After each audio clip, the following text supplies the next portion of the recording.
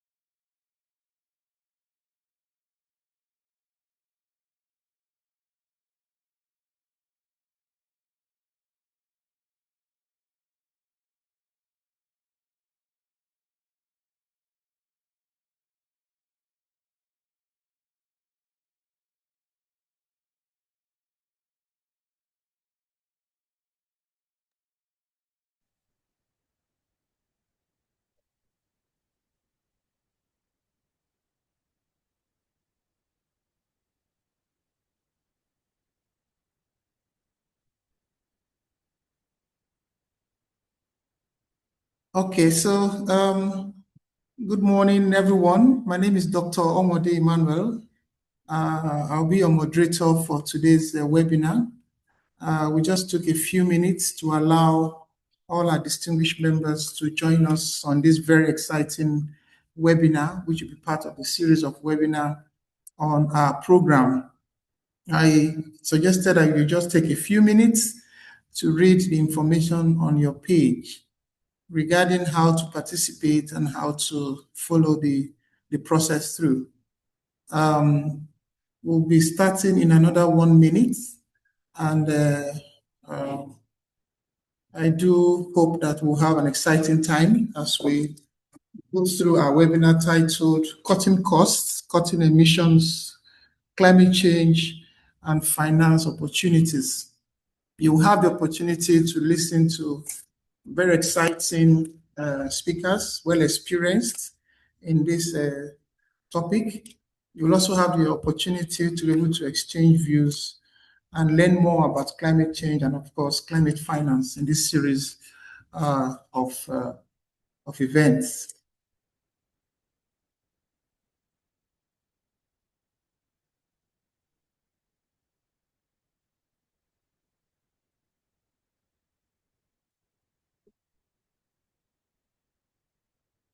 Okay, so we are good to go. It's exactly 10:50, and I want to welcome everyone. We have about 40 of us here, and I think it's time to start. We have a whole lot of activities lined up for us. We'll go to the next slide. I'm Dr. Emmanuel Omode. I'll be your moderator. I'm the project lead for ESG, which is the Ayrshire Silverman Global, a part of the consortium on the UK Partnering for Accelerated Climate Transition program. which addresses the issues of enhancing the private sector capacity in reduction of emission.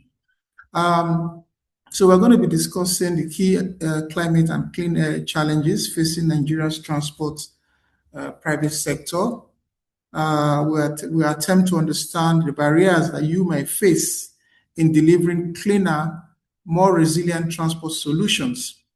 Your insight also will shape the event that we have in March. We have a week-long event in March from the 23rd to the 27th of March, holding in Abuja and of course in Enugu, such ensuring that we support ourselves and align with your priorities.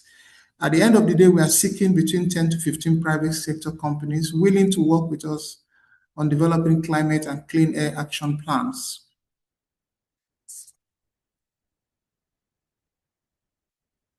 At this point, this will be the program of agenda. We hope to start now.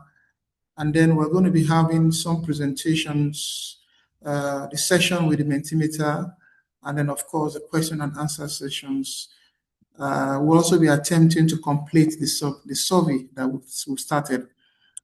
So I wish you an exciting time.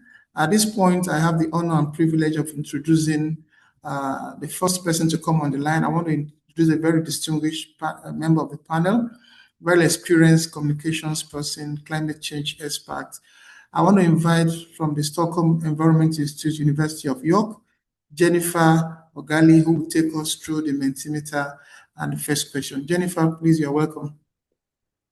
Thank you, Dr. Emmanuel. Hi, everyone. Happy to be here. I know it's a bit early everywhere you are. Well, hoping that you are in Nigeria or in any part of the world. But this is just a way of setting the tone for the rest of the moments that we will share together in the next for the next hour and a half. So we have a few questions, just trying to get to know you and just kind of have an expectations of the sort of what you would want to get from this session.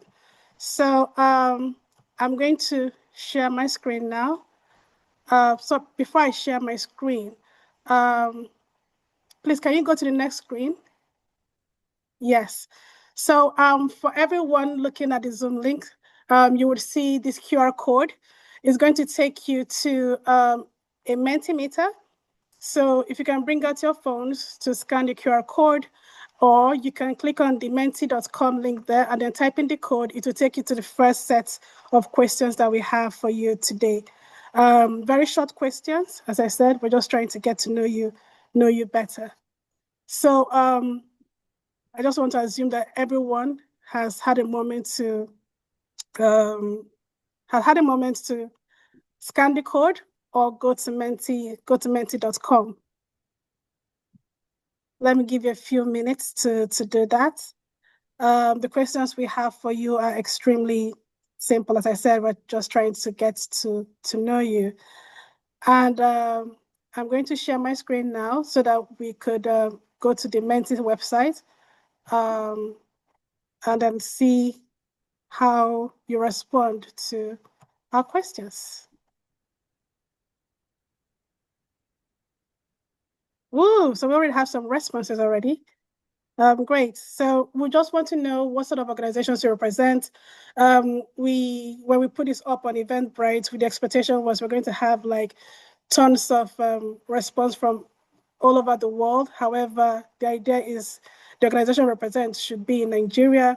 So there's just, we've created several categories to ensure that everyone falls into a particular category. So please type in or click where your organization, falls perfectly into or leans more towards. So I can see private sector is extremely high, which is good because the project is mainly focused with businesses and private sector in Nigeria. We have some federal government, we have some people from civil society, development partners.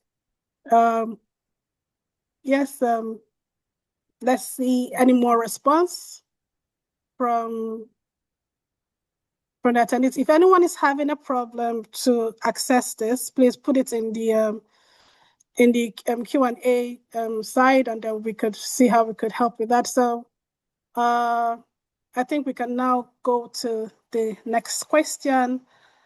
And yes, so we also want to know which geopolitical zone you are based in, which is your business is based in, because it's possible that you might currently be joining us from, I don't know, Hawaii, but your business is based in a particular area. So please, can you click on the appropriate area or zone, geopolitical zone, where your business is raised or is based? I can see a lot of North Central. So I'm assuming that most of the people joining us today are probably from FCT Abuja. It's been nice to see if there's other spaces where your business are based as well, just for us to have like an idea of where everyone is joining us from, or where the businesses are joining us from. So that is great. We have a few from Southeast. We have a few from South-South. But nothing from Northeast, Northwest. Okay. We still have a few people that have not responded yet. But I think I'll just go to the next one because the bubbles have kind of slowed down in the way it pops on my screen. So let's go to the next question. Yes, so we'd like to know, what is your gender?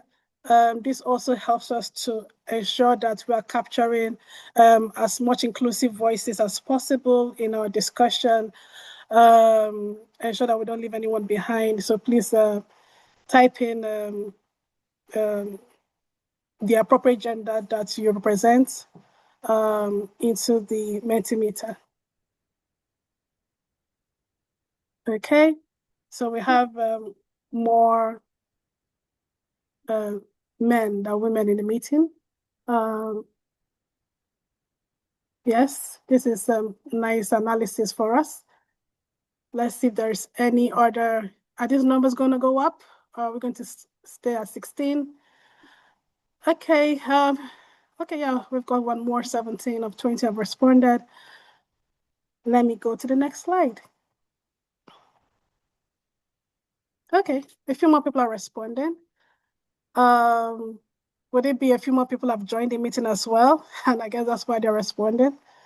Yes, okay, so we have 19. Let's see if we can get it to 20. Who is number 20? So to change this from 19 to 20 people, 21 people have responded. All right, let's go to the next and final question. So this, as Dr. Onwadi has explained, it's a capacity building activity itself. We just want to ensure that we meet expectations, or we deliver expectations as much as we meet the expectation as much as possible. So please, can you type in as short or as concise as possible what your expectation from today is? Not from the project, just from today. So if you can type in a few words for us that we can use to gauge at the end of the day if we have met your expectations. And this is also guide for us, serves as a guideline for us to ensure that we work with you to deliver what you need. We'll find that balance between what we want to achieve and then what you need. So please type in your expectation from us for today, from today's webinar.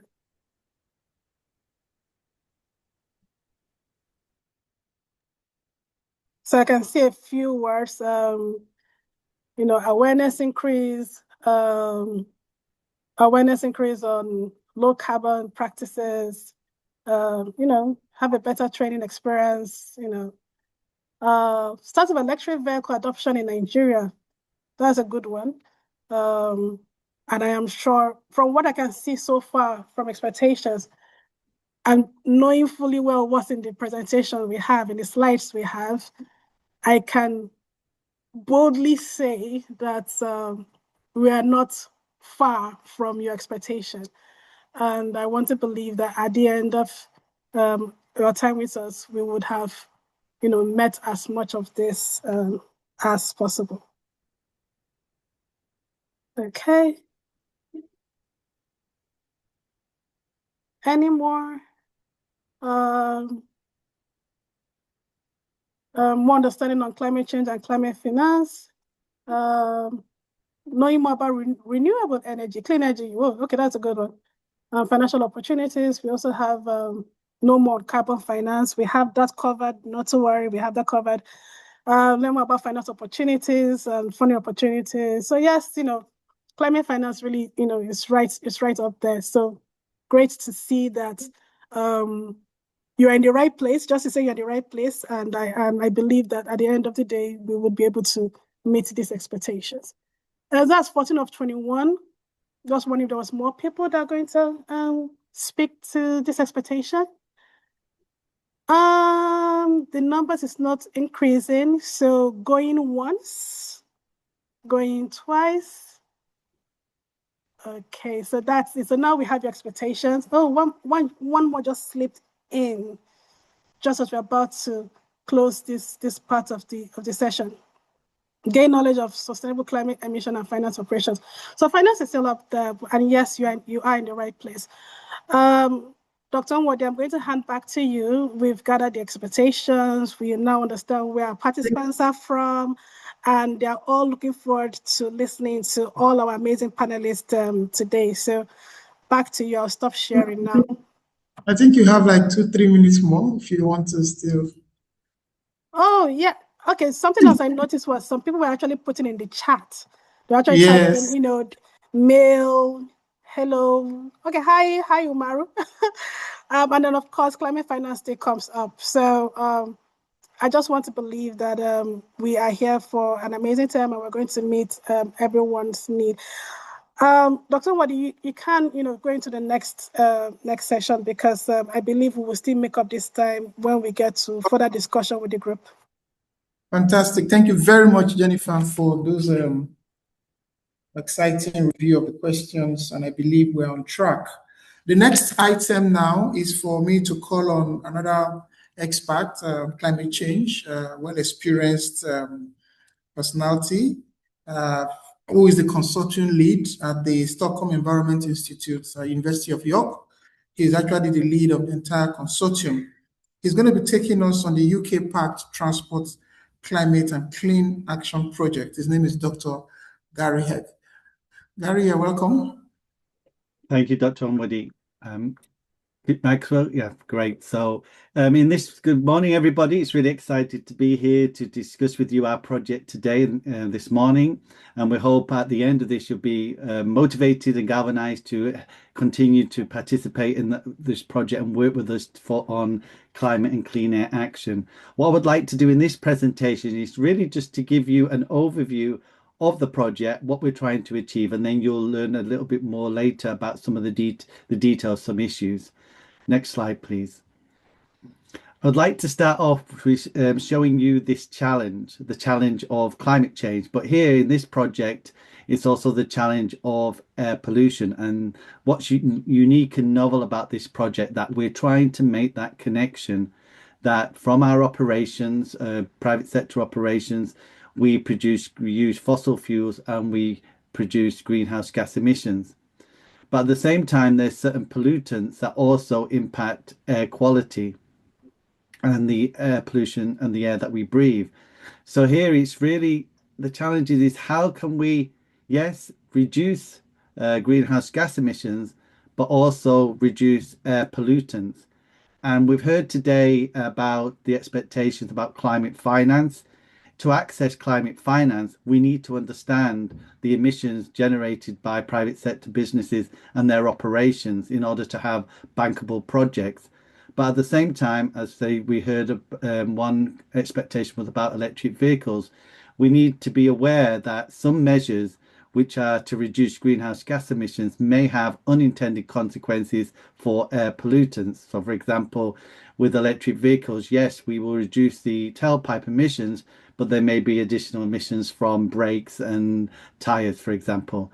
So here we're trying to take an holistic approach to reduce our emissions, but to take into consideration how this also impacts air pollution and air quality, and how we can have a much more integrated approach between climate and air pollutants. And I think that is the unique aspect of this project, which we're trying to bring to Nigeria and to private sector organizations working in the transport area.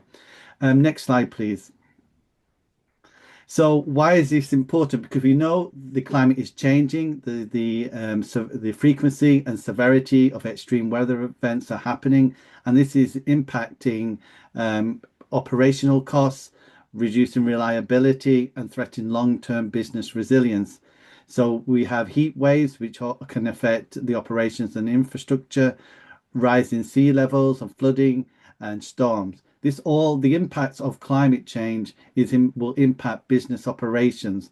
And so part of this project is how to support private sector organizations to do their bit to reduce the emissions of greenhouse gases and also contribute to Nigeria's national plan and climate targets to reduce the emissions.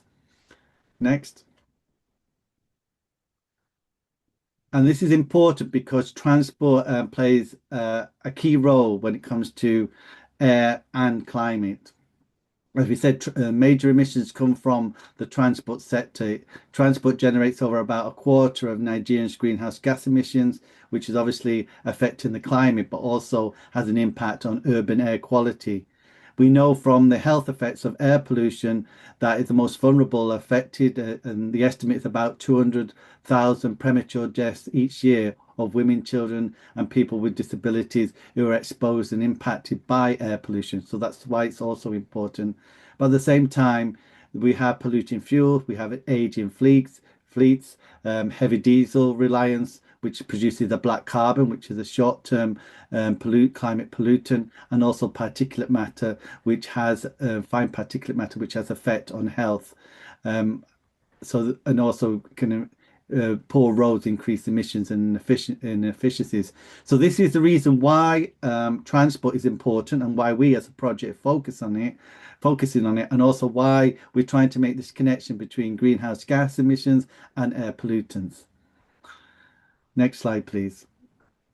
So this is really the overall approach of our project. We've identified the problem, as I've just stated. In terms of what we're trying to do here is to engage with you, the private sector, and to build capacity to enhance climate and clean air. And that is capacity in terms of how to access climate finance, but also more importantly, that first step of how to understand your emissions, how to estimate your emissions, and climate action planning, and how to reduce your emissions in order to access the climate finance. But at the same time, we want to strengthen public and private collaboration. So we have activities around that. But more importantly, is to include in this kind of move to climate action the inclusion of gender and DEDC principles that will guide our project. So at the end, we hope to have greater private sector engagement, emission reduction training, more aligned climate aligned projects being undertaken, greater engagement with business and government, and a climate action plan roadmap to assist private sector organizations to reduce their emissions. Next, please. So that's what we're proposing. We've identified the challenge, we're showing you the activities, but equally we are fully aware that and recognize the business realities that with tight margins and rising costs, businesses need practical transport and climate solutions that deliver real benefits both for your sector and society. And we hope with your support, with your engagement, and we can work with you to identify what measures you can take to understand your emissions, and support you in reducing your emissions in a way that is good for your business and good and saving money and good for the planet. Next slide, please. So in terms of the benefits for you by participating, as I said, we'll be measuring emissions and planning for climate risks, developing climate-ready projects, and strengthening those operations to unlock that climate finance, which many of you are interested in. This includes guidance on emission measuring, identifying pollution hotspots for improvement, planning for climate risks and climate action planning in terms to reduce emissions and what mitigation measures you can take that reduce greenhouse gas emissions, but at the same time being aware of the potential implications for air pollution. ultimately, to do all this, which to develop much more climate-aligned project concept notes and projects to improve access to finance. I think that's it. Come to the end of my presentation. Final slide, please.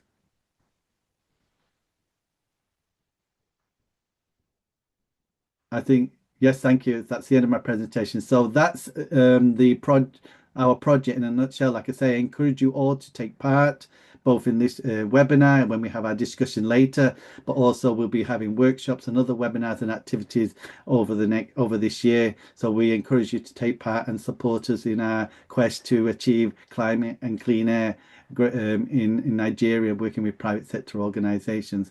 I'll pass over to Dr. Onwoody, who then you'll hear now a bit more detail about some of the issues that we're dealing with in this project. Back to you, Dr. Onwoody. Thank you. Thank you very much. Thank you very much, Dr. Gary, for taking us through the UK PACT Transport Climate and Clean Action Project. You've done very well in taking us through this. Without wasting much time, we go to the next segment. We'll be introducing another climate sector expert, who is a part of the consortium from AP3 Advisory. He'll be taking us through climate, transport, and air pollution in Nigeria. Is no other than Mr. Olumide Oniteku. Mr. Olumide, please, you're welcome. You can take the stage now. Thank you, Dr. Emmanuel. Good morning, everyone. Morning. I believe we are having an exciting time already, and there's still a lot more to come, and I can assure you. So, Dr. Gary has set the stage, running us through what the program looks like, but how I'll just be speaking to some of the issues in particular that we are addressing. Thank you, Omatowa Victoria, for the response. Good morning. All right, next slide. So I'll just be speaking through the current landscape, what the key issues are, and how we are going to be addressing them.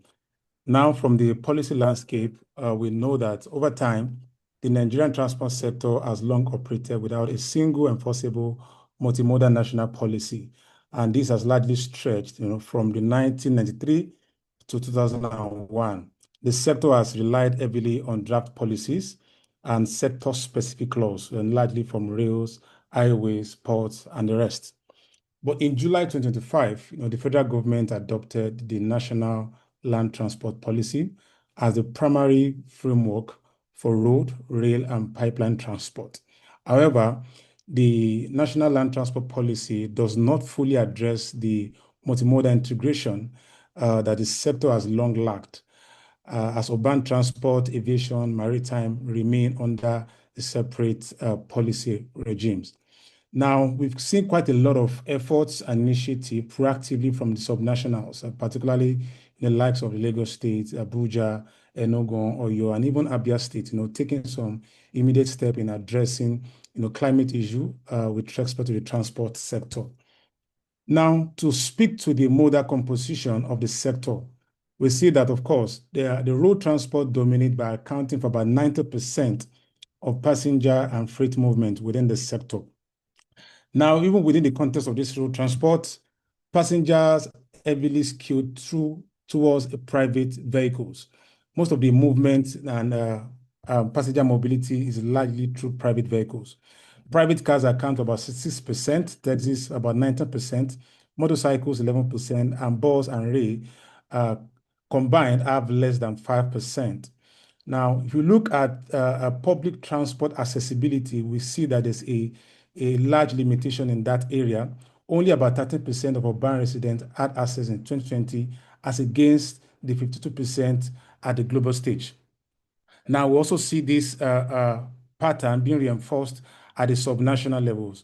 Most road transport are heavily skewed in Abuja, about 89% with private vehicles, and Enugu State with about 84%. Now, looking at the emission, driver, and mitigation potential that transport sector has to offer. Now, at the national level, transport sector has been the third largest source of greenhouse gas emission in 2024, emitting about 62 million tons of carbon dioxide equivalents. That represents 10% of the national emission. And this emission is largely driven by the sector's heavy reliance on petrol and diesel. making it the major source of emission and air pollution. In 2020, the sector consumed about 69% of Nigeria's total fossil fuel. Now, looking at the mitigation opportunity that lies within the sector, the Nigeria's third nationally determined contribution aims to strengthen national climate ambition by committing to reduce about 29% of emission by 2030 and 32% by 2035 relative to 2018 levels. And the 2035 emission mitigation potential is about 184 million tons of carbon dioxide equivalent. Now, within the transport sector is going to deliver about 44.3 million tons of carbon dioxide equivalent mitigation potential by 2035. And this is largely driven by the need to electrify vehicles and adoption of CNG. Now, from the climate finance lens, about $2.5 billion have been mobilized as against the 29.7 that is required. And out of this $2.5 billion that has been mobilized, only $215 million was received by the sector, which accounts for about 90% of total climate finance mobilized by the country. And out of this, 57% of this money went straight into rail and urban transit, leaving roads, truck, and private operators largely dependent on conventional financing. So this is largely a gap. My colleague actually will be speaking more to this. In terms of gender inclusion, women are significantly underrepresented in the sector. Out of about 30% of workforce, about 10% of women are employed in the land transport, and most of these roles are largely junior roles. Next slide, please.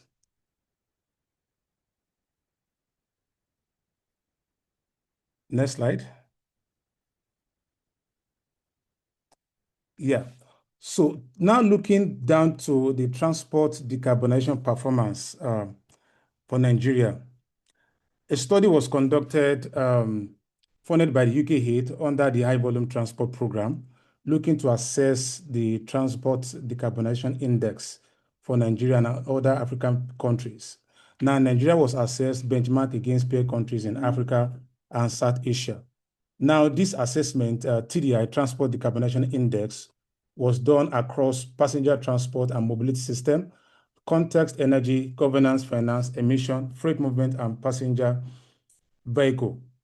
Now, out of all these dimensions, it was discovered that Nigeria performed relatively well in terms of governance. Now, relatively well because most of these policies largely exist on paper with little or no impact in terms of implementation. So that means most of this policy regulation that has been put in place by the government is yet to translate to real impact in terms of assessing finance, adopting low carbon practices across different modes of transport in the country. So this has translated to lower implementation outcome, notably in emission reduction, access to climate finance, quality and coverage of public mobility system. So the key gap from this study is underinvestment in public transport. As I earlier mentioned, about 15% of urban residents do have access to public transport compared to 52% globally. Now, one of the key gaps also is the limited workability and non-motorized infrastructure. I'll also be zooming down to this in the next slide. Slow progress on fleet electrification. When we're having the Mentimeter question, one of the key things that I saw was the current state of EV in the country. So far, there has been a lot of slow progress in this capacity. Next slide. Now, why implementation lag despite strong governance framework? As I earlier mentioned, the challenge is not lack of policy or regulation, but largely in terms of implementation. Translating this policy into impact is where the real problem lies. So we're going to be looking at some of the factors responsible for this lag in implementation. The first is institutional fragmentation and weak coordination. Now, this weak coordination exists both at the horizontal level and vertical level. Largely, there's a friction of coordination between the federal and state actions. Now, also, as I earlier mentioned in the first slide, there is no unified transport authority mandate split across road, rail, air, maritime agencies. And there's also limited institutional capacity to enforce regulations. Another key gap that we have identified is compliance challenges. Now we have quite regulation in terms of first standard, restriction on 15-age fleet importation and all that. But if you look at how these things are enforced, there seems to be limited or capacity challenge across a relevant institution charged with this responsibility. Now, we also have a slow rollout of electric vehicle charging and CNG regulatory guidance. And over time, there's been sort of interest in terms of electrifying vehicles. We've seen players like China who has invested heavily in this space. But however, the uptake of this in the Nigerian landscape has still been slow. Why? Because the technical capacity to ensure that national policy and regulation complements global interest has been quite a large of mismatch. So we also have incomplete multimodal integration and limited operationalization of commitment made within the NDC and ETP. One of the key challenges as well is infrastructure and technical constraint. I already spoke to this. Then we also have market and financial barriers, high cost of capital and limited access, to climate finance. And this is largely due to, unclear regulatory insight to private sector players to translate these policies to real-time impact has been.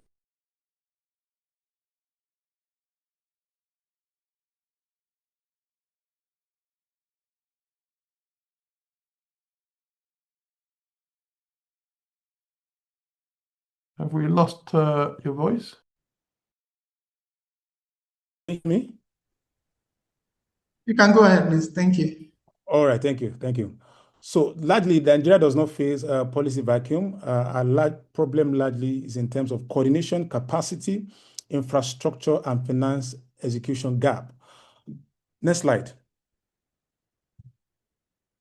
So how does the UK PACT program addresses this implementation gap? So I will just be speaking some of the initiatives we already have in place to address this gap earlier mentioned.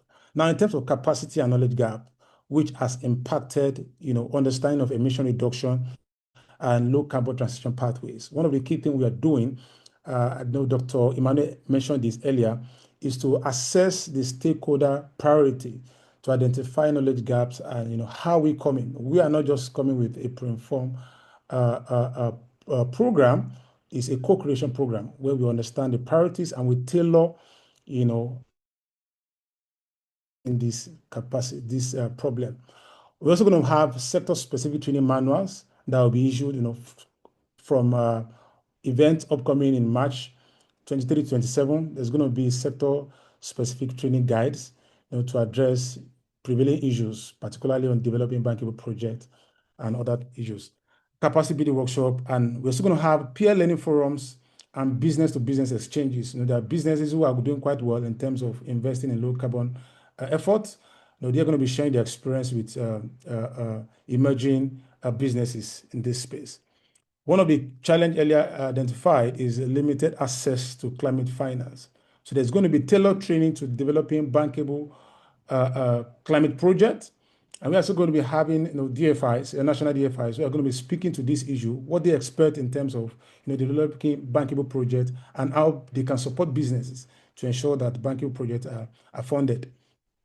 One of the challenges I also mentioned earlier, is policy fragmentation and weak implementation. Now, one of the key activities that will be coming up in this program is a structured business to government dialogue. Now, the business to government dialogue is not going to be a policy consultation platform, rather it's going to be a transaction enabling platform where government and businesses are going to look together on how to unlock climate smart projects for businesses. Another barrier earlier highlighted is inclusion and market barriers. So we are going to be integrating Jesse principle into business strategies.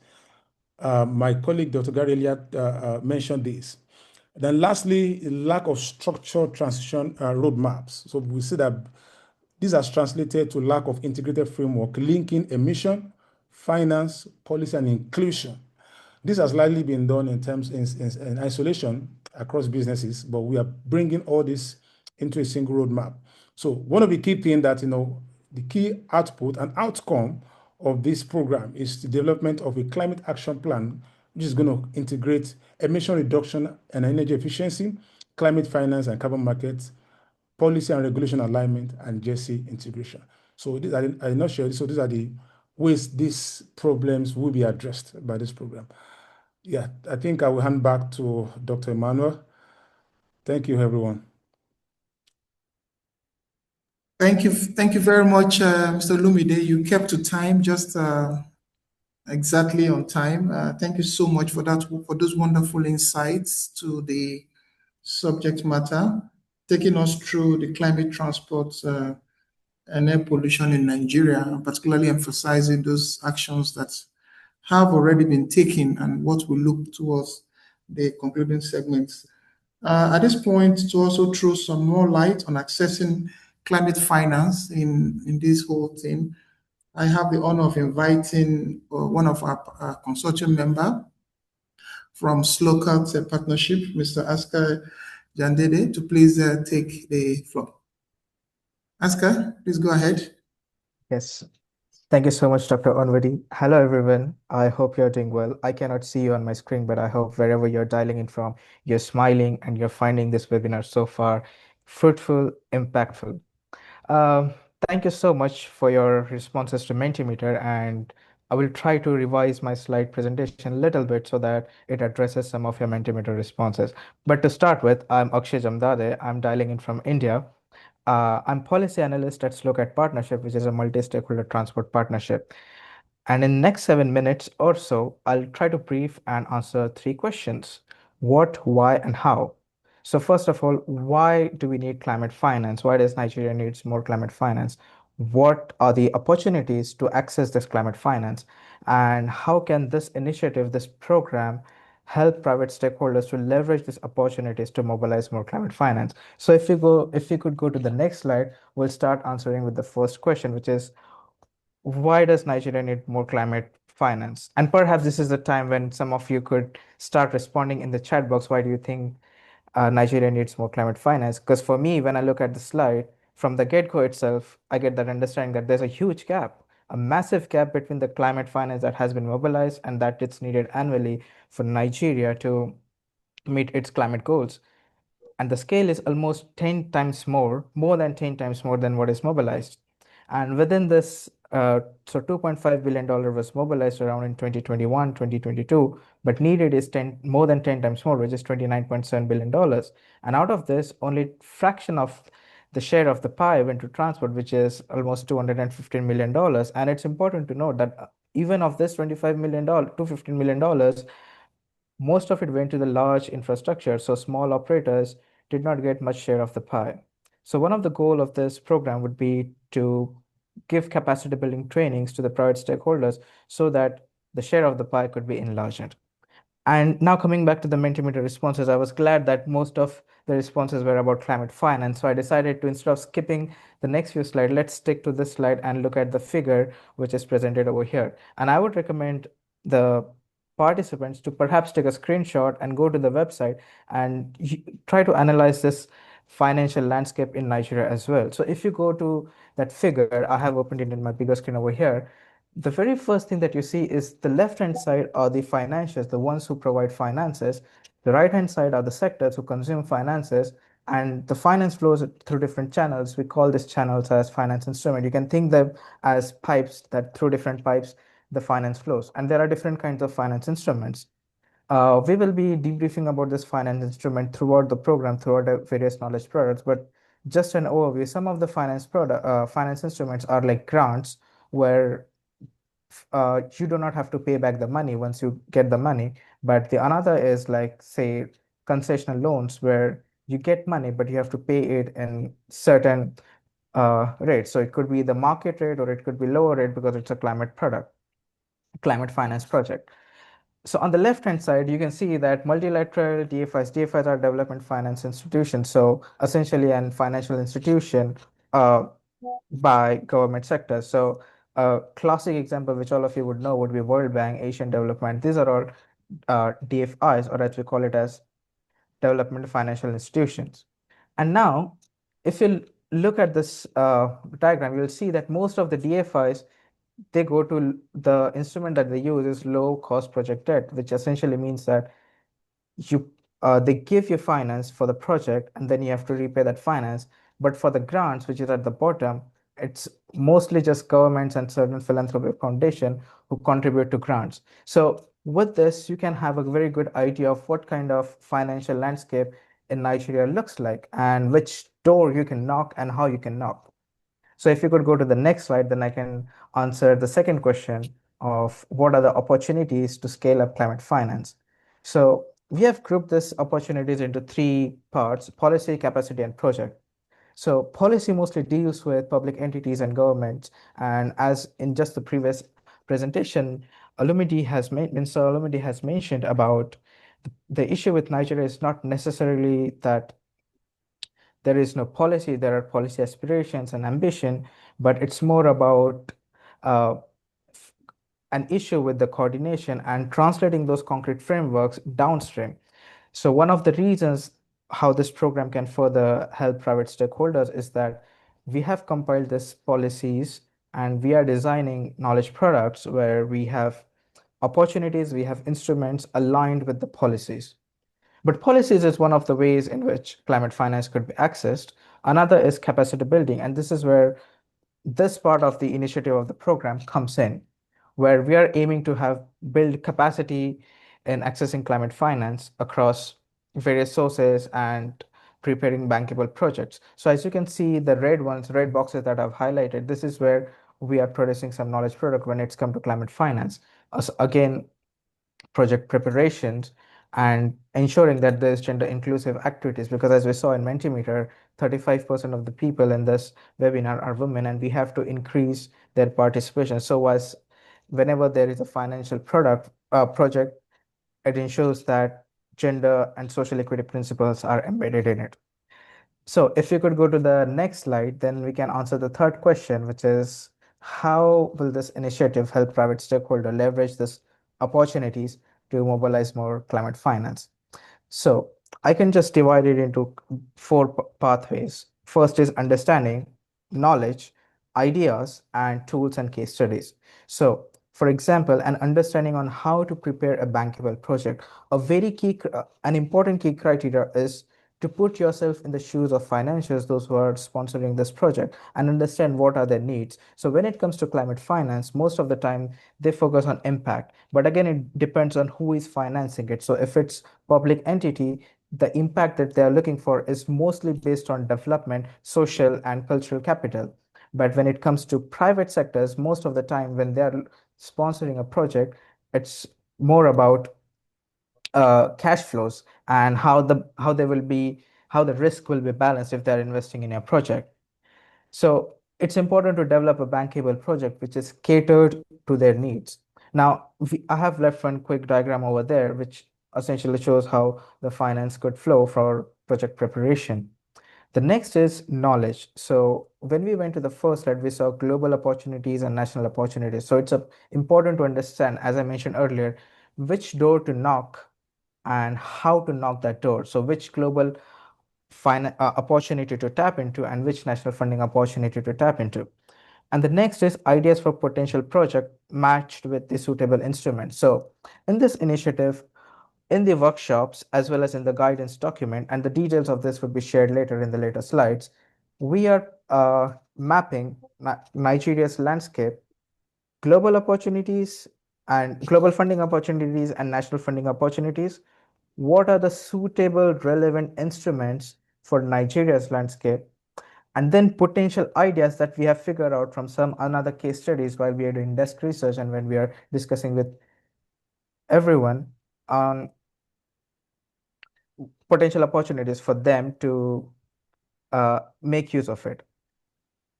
And then certain tool and case studies for developing your own high quality bankable transport project. Because when we look at multilateral DFIs, for example, World Bank, so they have certain templates which you can fill, and through these templates, you can access finance to that pool of capital that's available over there. So in the products that we'll be producing, one of them would be a repository of few of the templates so that it's easy for private stakeholders to essentially tap into these templates and have an understanding on how they can implement these projects.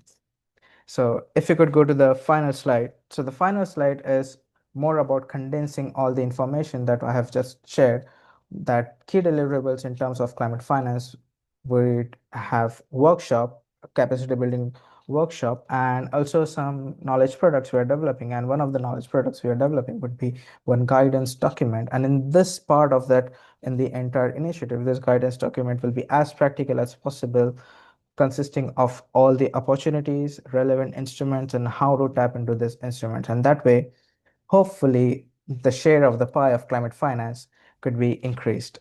Thank you so much for listening to this presentation. I saw a couple of questions already into the chat box, so we will try to answer those questions as much as possible. But for now, thank you so much for listening, and hopefully the next slides would be even more informative to you. Back to you, Dr. Anvadi.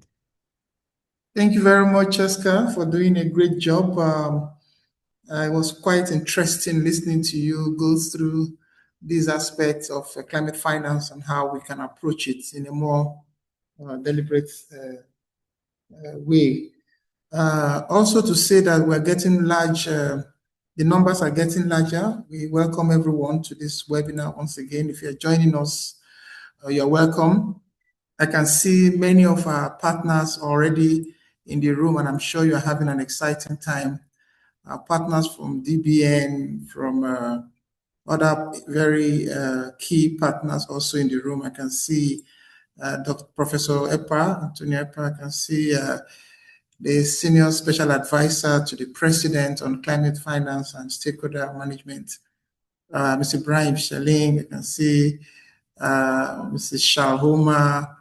I can see the MD of FEMA, Mr. Emeka Abasi. I can see the members of the CILT and so many of our very wonderful partners from DBN and the rest of them, CMLT and a whole lot of them, Lolia from G Alliance and the rest of them. You're all welcome, Amolola, Ido, and the rest of you. We're so excited you're able to join us for today's webinar, and I'm sure you are having a wonderful time here.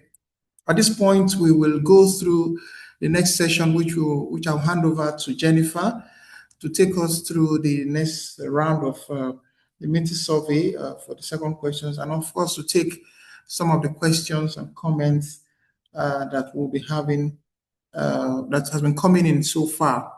At the same time, also take us through the discussion panel by the other team. So I'll hand over to you, Jennifer. Thank you so much. You're welcome, Jennifer. Yeah, thank you. Great to be back. I think the next session is actually Dr. Bernard. I'm working under Dr. Bernard's leadership in this one. So it's actually Dr. Bernard, and then he will prompt me when to reveal my slides. Yes. Fantastic. So let me call on Dr. Bernard. Dr. Bernard comes with over 40 years of experience in the infrastructure space. He's also a very key lead. He's the lead for the CAG UK, member of the consortium, and he's been in this space for a very long time. And I'm sure you're going to be enjoying the wealth of experience that he brings. So let me invite him to take us through the next discussion. Dr. Bernard Obika, you have the floor, sir. Well, thank you very much, Dr. Onwodi. Yeah, really delighted to be here and pleased to meet everyone. It's been really exciting presentation so far.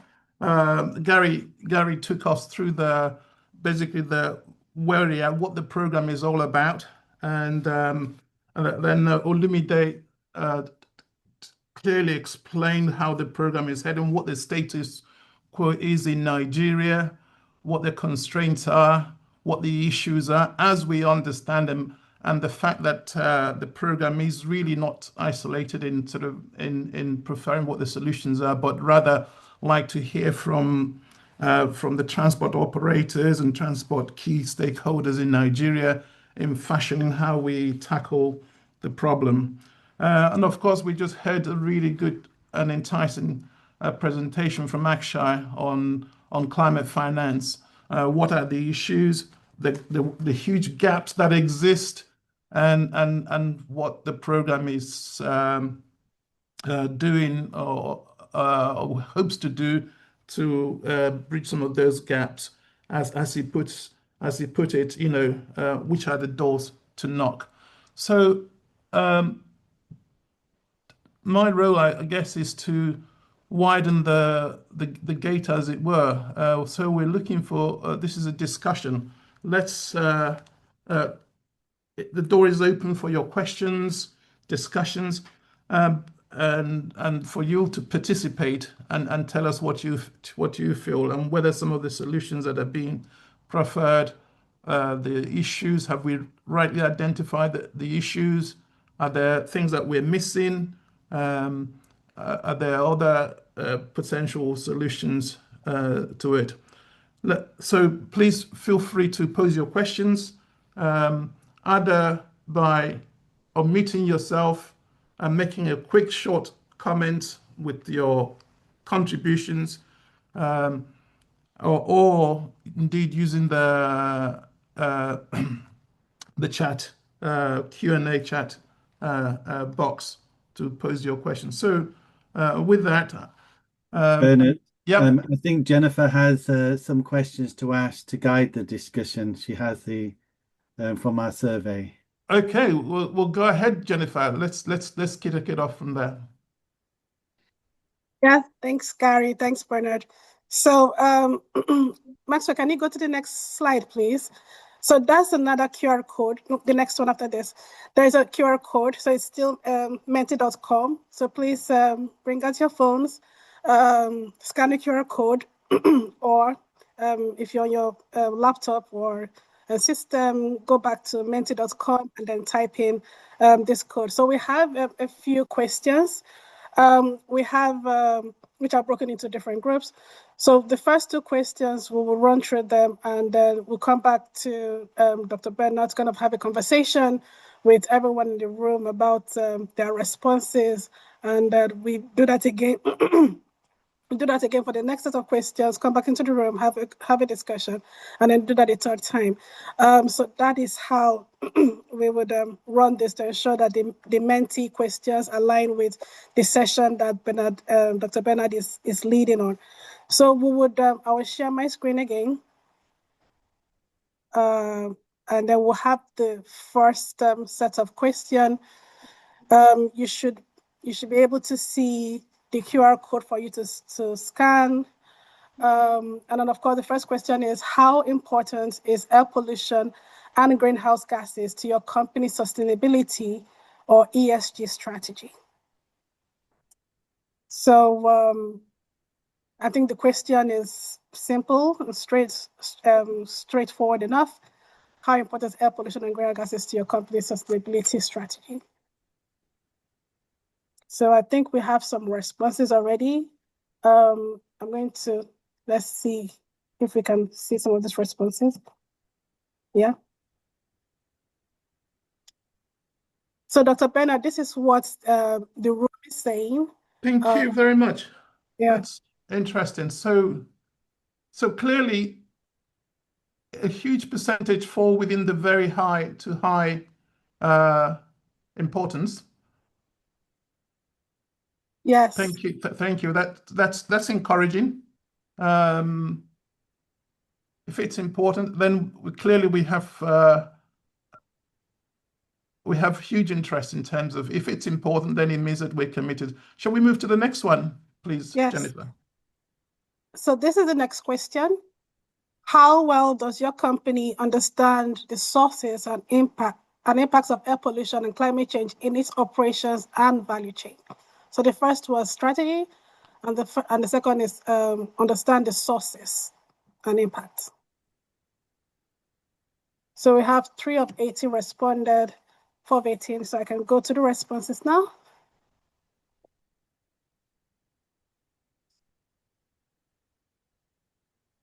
So, Dr. Bernard, this is what 50% have a very well understand very well the sources and the impacts of air pollution. That suggests to me that we're all aware of the key issues. At least it would suggest that over 80% are either somewhat or very well understood. So that's clear message. And again, still encouraging. Next one, please. I think where it says, Bernard, is also with the limited or not at all within this project. We're hoping at the end to increase, that is have limited capacity with our capacity, enhancing the technical capacity within activities within this program. We can hopefully increase some of the lower numbers, limited and not at all, by the end of the project if the people want to get involved. I think that's really, it shows that we have some work to do. But yes, Gary, I'm wondering if we should open the floor to understand from colleagues in the room, especially for those that say somewhat limited or not at all. Yeah. What this means. So I can stop sharing for now. Yeah. Are these the two questions that you have? Are those the two questions that you have, Jennifer? Thank you very much. These are the two questions I have for now. So I have another set. Yes. Yeah. So it's really not about educating the educated or mutual exclusivity. So I'd like to hear from people whether let's pose the question.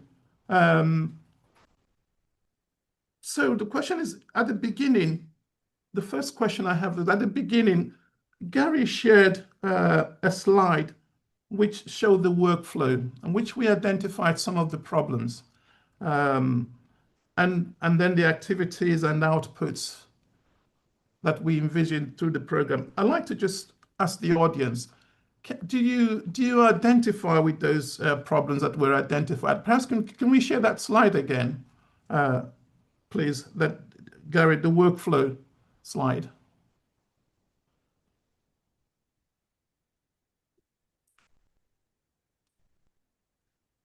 Maxwell, are you able to share the slide? Or Gary? Maxwell is sharing now. I think it's this one. Is it this one? Yes. So there we said that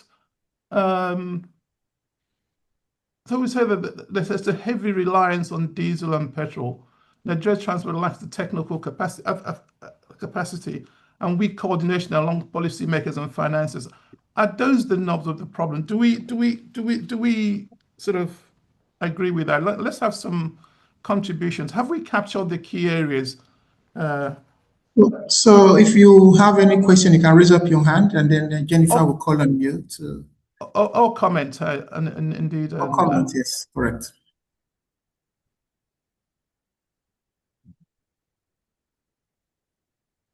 There is, I can see. Please raise your hand. There is Professor Akpai's hand is raised. I can't see the hands, but please capture them and. Dr. Akpai's hand is raised. Jennifer. Okay, please go ahead. Unmute him and. Yeah, I have. And Prof. She can. Okay. Prof, please go ahead. Prof. Oh, you have to unmute. Okay. Hello, can you hear me now?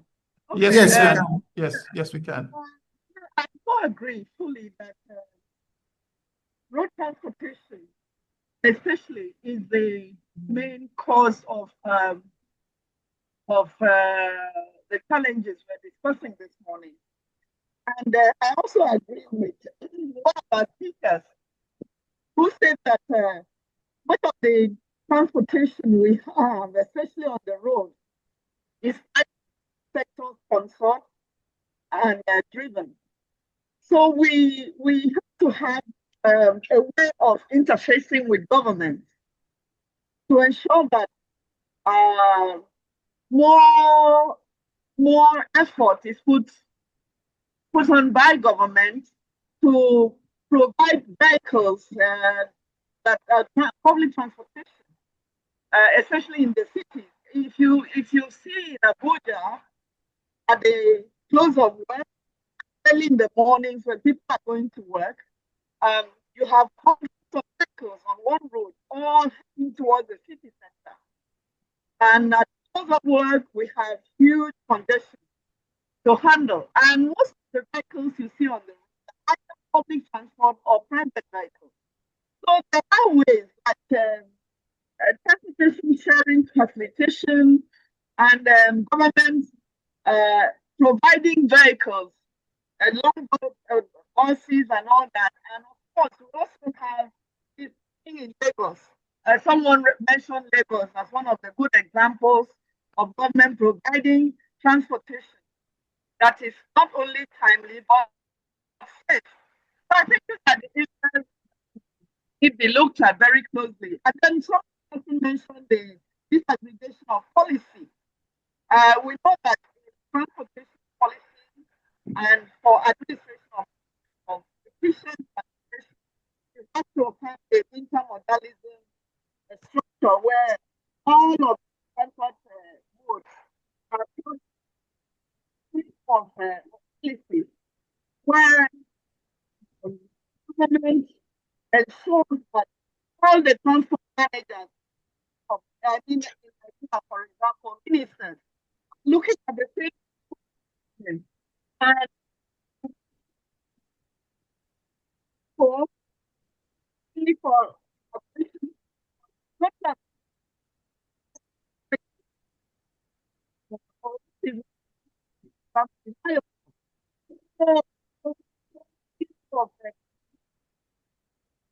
Can everyone hear Prof? It's breaking up from my Prof. We can. I'm not sure I think we got the thrust of your initial, just in terms of government providing. You really are breaking up. Perhaps let's come back to you in a moment. But from what I can capture is that the need for government to provide more public transport and the comparisons between Abuja and Lagos in terms of a modal shift for more public transport that is much more efficient. I just want to, we'll come back to you again, Prof, maybe when your line is a bit better. Is there any comments on that? That's for government to provide more. I pose the question, is it really up to government, or can the private sector do more? Can we empower the private sector to perform some of those roles? I see a few hands up, but I cannot see them, but I see a noise. Jennifer, can we unmute those? So Azizat Mohammed raised her hands first. Azizat, you have the floor. I've unmuted you. You have permission to speak. Thank you very much. Good day, everyone. Good morning, good afternoon, wherever you are. Thank you. Okay, so I'm actually an executive director with Solar Energy. And so I want to talk about the introduction of clean energy into the transport sector and the kind of challenges that are being faced by the private sector. So in as much as you bring all of the initiatives, the truth is that the Nigerian system, its business landscape is still solely dependent on the government, regulatory framework, and the provision of a structural accessibility for the private sector to be able to play in transportation.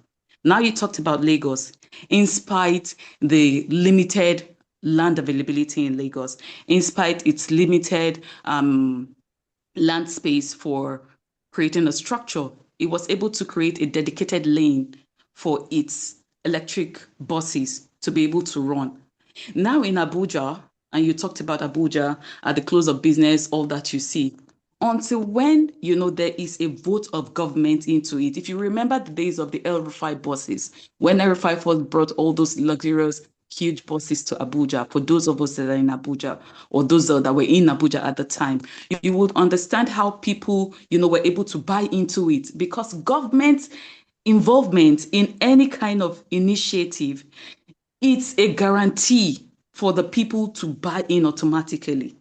For the private sector, no matter how beautiful, how novel, how innovative your solutions are, if they do not see the involvement of the government arm in it, you might as well just be swimming round and round in oceans, wasting money on adverts, wasting money on, pushing these ideas out there, but you will still not get the kind of buy-in from the public that's, you would desire to make a profit venture, because don't forget, you're in business. You're not there for a charitable case to take people from one point to the other, but that you actually want to make a profit.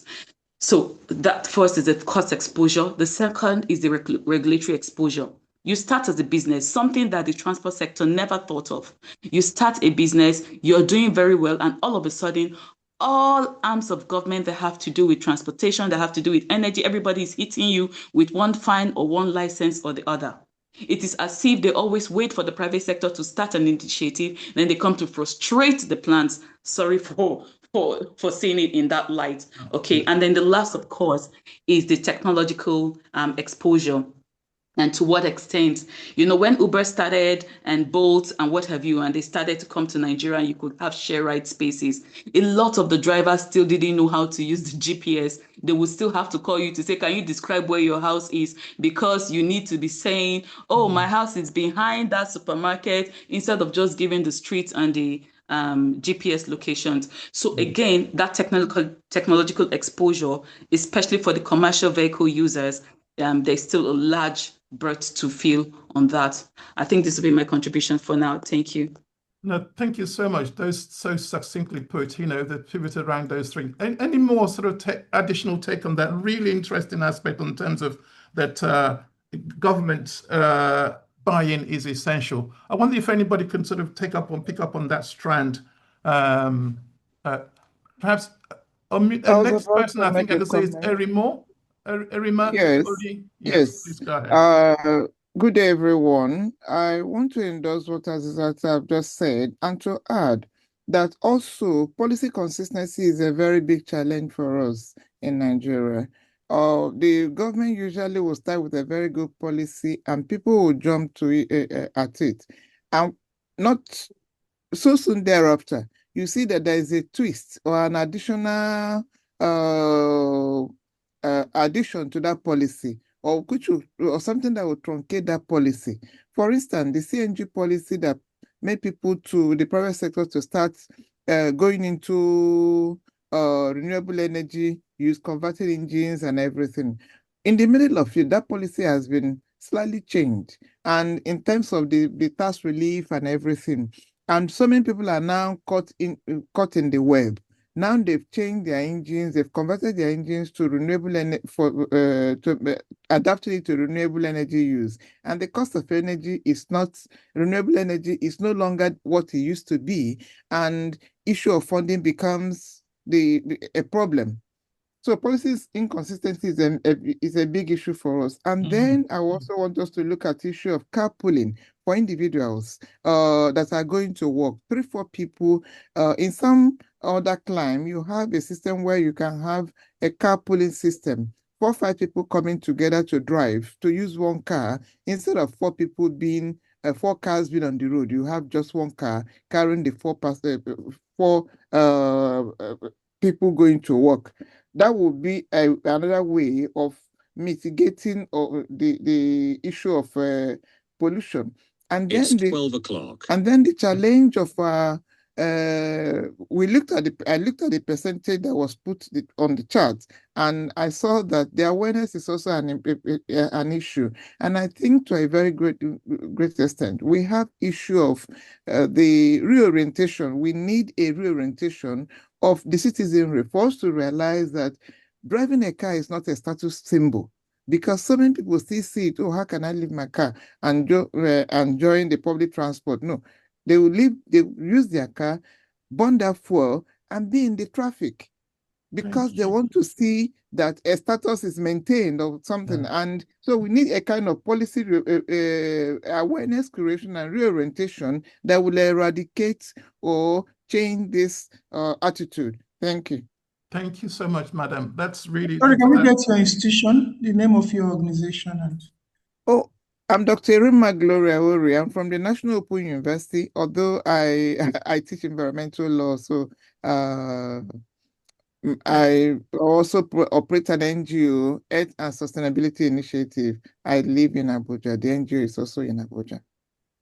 Thank you very much, Dr. Ori. That's really fantastic. Not only have you identified the policy consistency, but also suggested a solution to one of their sort of really important one, which is carpooling.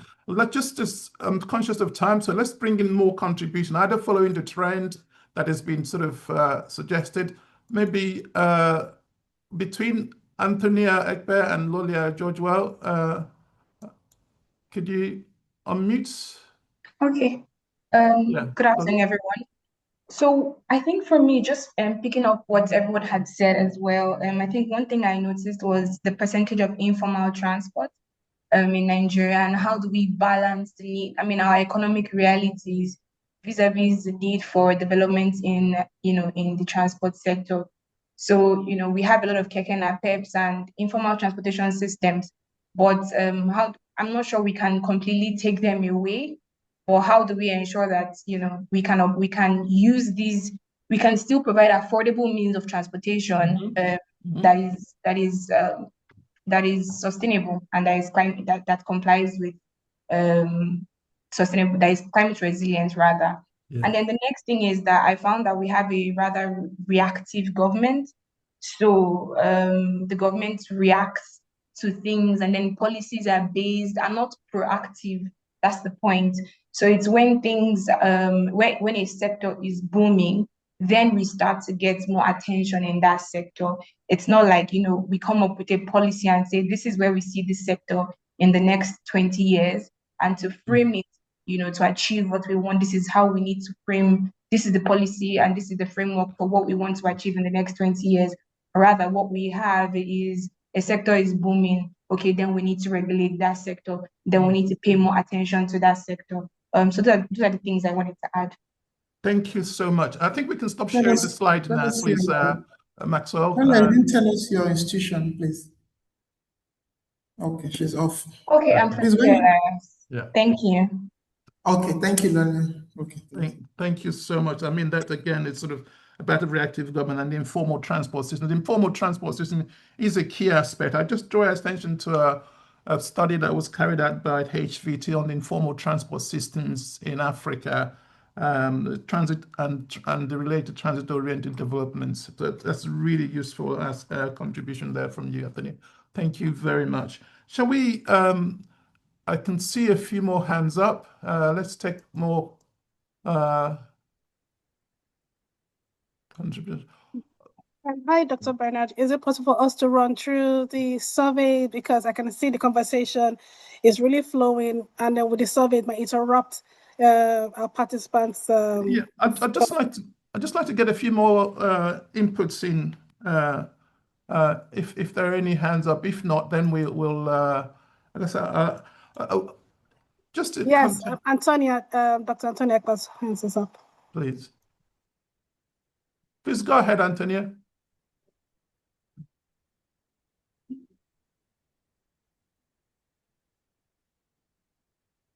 Can she unmute?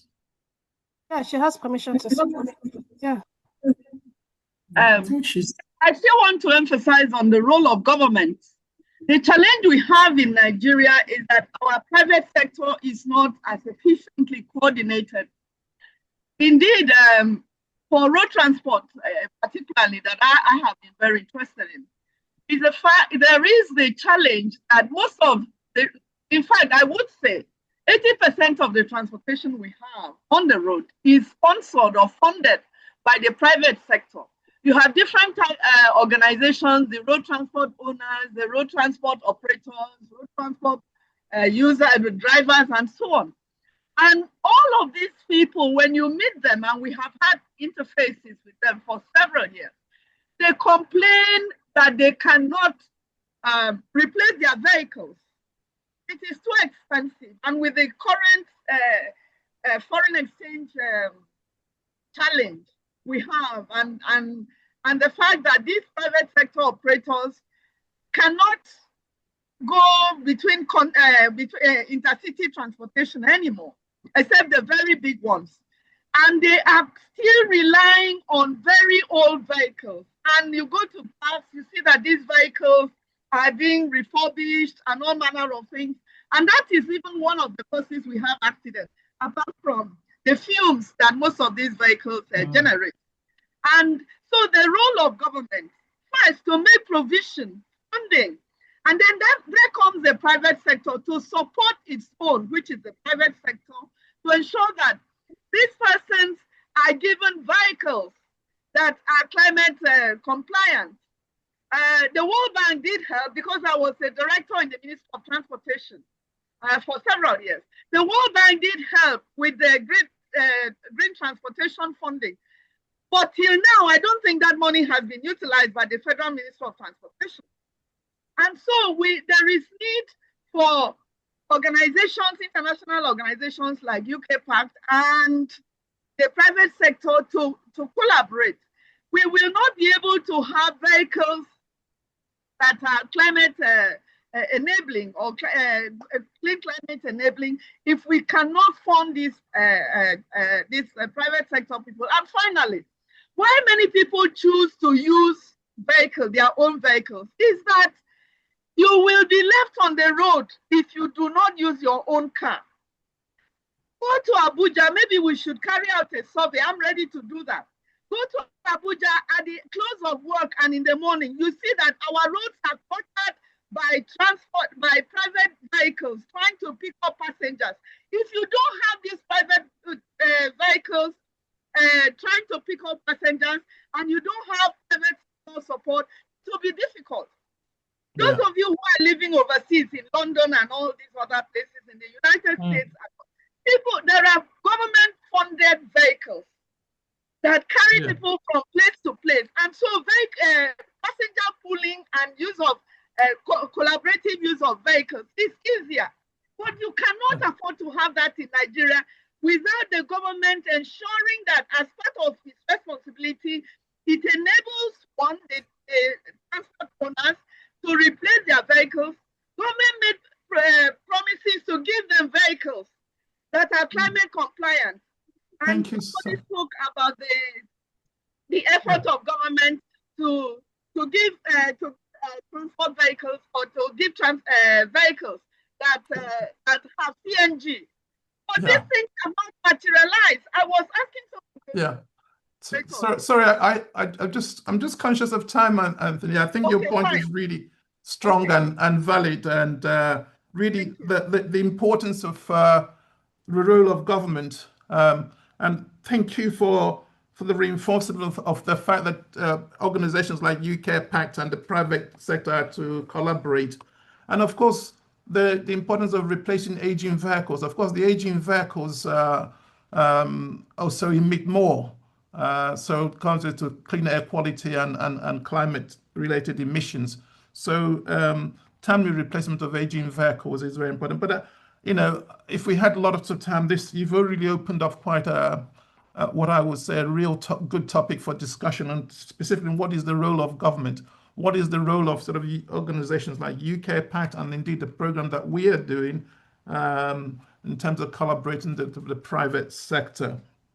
I'd just like to add the theme that's come out from a lot of the contributions is in transport. One of the things that we've sort of contextualized what we can do with transport in terms of clean air and climate mitigation is what we call the ASI approach. That is, you either avoid mobility altogether. Sometimes it's not possible, but you can minimize mobility by, say, putting developments and businesses nearer where people live so that they don't have to travel so much. Or you can shift from, say, individual mobility, so using your own private cars to, say, mass transport systems, public transport systems, and of course, or improve the technology or the vehicles that you use, such as shifting from internal combustion engine vehicles, petrol, diesel, to electric vehicle. So most of the things that I've heard talked about is contextualized around those three approaches. Just how much time have we got, So we have about 10 minutes for 10 this minutes. session. But we have some more questions though, Bernard. Yep, sure. Let's Jennifer, take the more and they'll be questions. very quick. Yeah, let's take quick. the questions. If I could ask people to perhaps be quite succinct with your questions, so that to give as many people the opportunity to contribute. We like to hear from as many people as possible. These are really quite insightful contributions. So please, Jennifer, any Yes. sort of, yeah, unmute people in there. Yes. Thanks, Bernard. That was a real rich conversation. I'm hoping that the next set of questions, there are 4 in total, would also create more conversation starters for us for our project. So still on the same Menti link, we have our next set of questions. So that's the QR code on screen. If you can scan the QR code, type in or go to menti.com and type in this code, it will bring you to this question. So let me just read the question out, if you would, Jennifer, so that those who with narrow screens can. No, you go ahead. Read. Oh, okay. Yeah.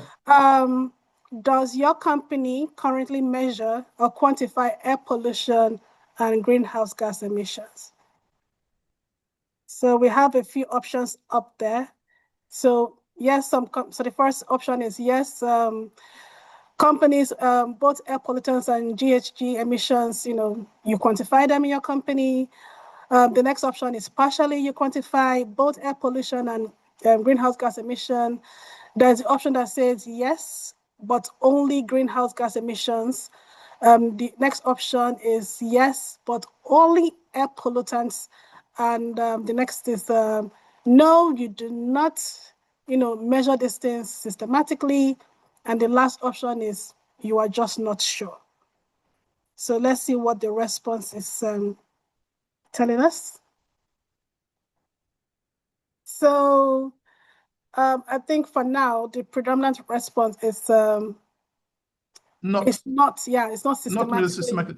That's an interesting response. Maybe we get to a few more. So the question I would pose to many of us, at the beginning, the first question said that we all recognize that it was important. I think overwhelming numbers, over 70%, said that it was either important or very important. But we see from here that very late, nobody is actually measuring the pollutants or the emissions. So if it's important, well, the question I would pose is, why are we not measuring it? Is it because we don't understand how to do it? I'd be interested. Can we have anybody got any context on that? On that question? Clearly, we say that it's important, but very few are measuring it.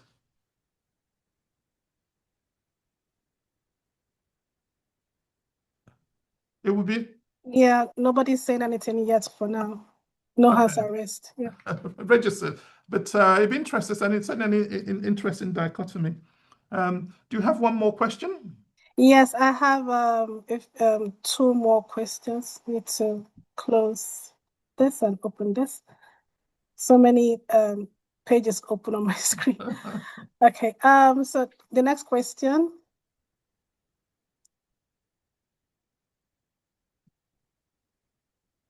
Yeah, so this is the next question. So this is more of a ranking situation. And the question is, what are your company's biggest challenges in tracking air pollutants and greenhouse gas emissions from transport? So you rank your top 3. So you have the opportunity to click multiple times, but we hope you click just on the top 3 that's most important or the biggest challenges. So let's go to the answer slide. Yeah, so just to reinforce the questions, yeah, okay, you've got it, good. Yeah, no, you can still reinforce the question because we have just one person that's responded. What are your company's biggest challenges in tracking air pollutants and greenhouse gas emissions from transport? What are the biggest challenges for your company?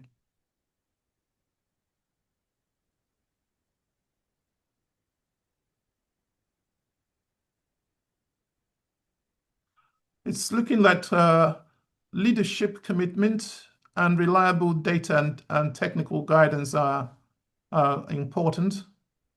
Lack of reliable data and technical guidance is leading.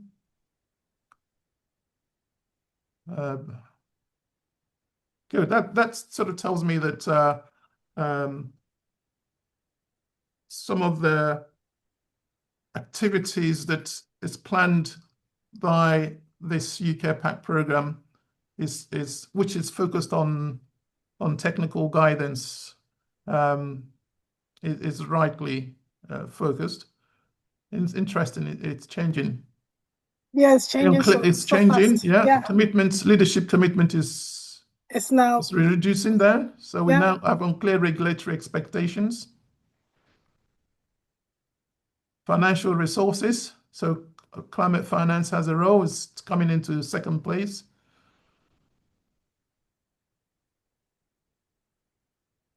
Okay, so it's interesting that leadership commitment has gone down as quite to the bottom as okay.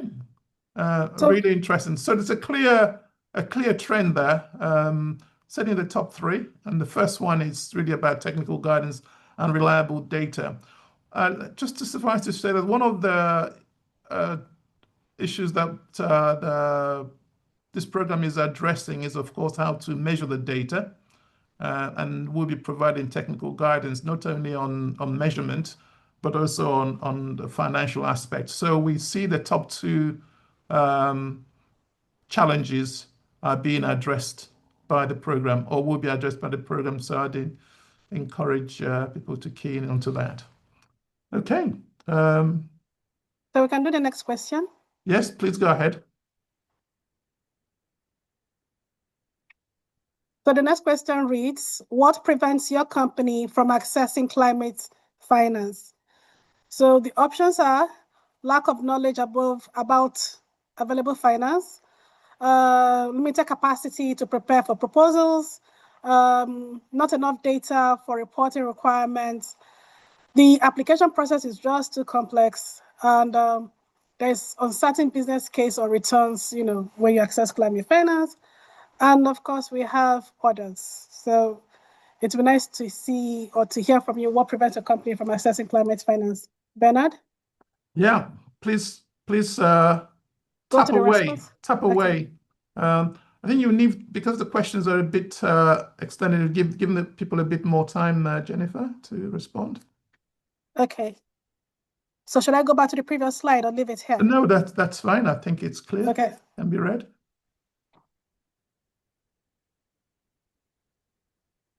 I can see a cluster around lack of knowledge about finance.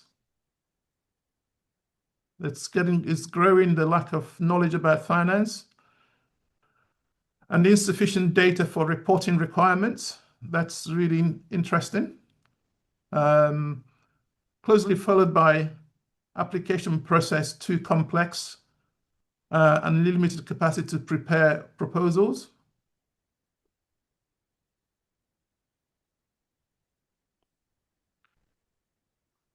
Lack of knowledge is clearly up there. Yeah. Followed by insufficient data for reporting requirements.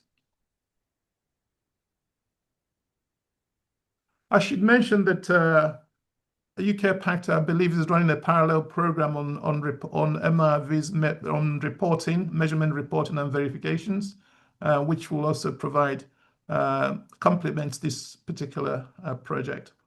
Okay. That's a clear question.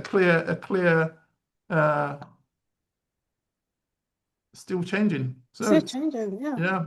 Remarkable. It's still changing. And sufficient data is actually almost closing the gap with lack of knowledge. I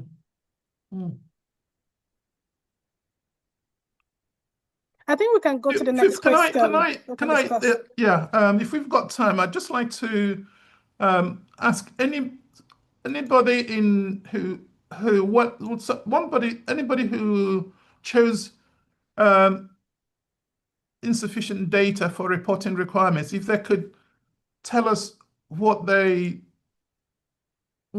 they chose that particular thing? Anybody out there who would like to volunteer to tell us why they chose that particular thing? What is this that is insufficient in terms of the data and reporting requirements? A volunteer? Please raise your hand and I can unmute you. Please, thank you. Okay, Azizat, you have the floor. Yes. Please go So please go thank you ahead, very Azizat. much. For the insufficient data for reporting requirements. So firstly, when people calculate, we're not sure probably the metrics for calculation, a benchmark as to which, for this, a benchmark for calculating or accumulating your data and ensuring that that data is accurate. And then finally, the methods by which you go by. So if you're doing statistical analysis, how are you, what sample clusters are you supposed to take to be able to say, okay, this used to be the load in Abuja, for example, and after the initiation of our innovation, this is now the load, or this is what has been saved in terms of climate resilience activities. Yeah. Thank you so much. That's great. And can I, in the same vein, can I ask somebody who maybe put a lack of knowledge about available finance to tell us why they chose that? Or indeed, application process too complex. Either one of those two. Somebody who chose one of those two, who can tell us a bit more context, and indeed how it can be, how they think it can be addressed. Do we have any hands up? Yes, Dr. Orie. Yeah, I'm looking at the issue of funding. As a researcher, we are engaged in various aspects of or various shades of research with several teams, but our greatest challenge most times is lack of funding.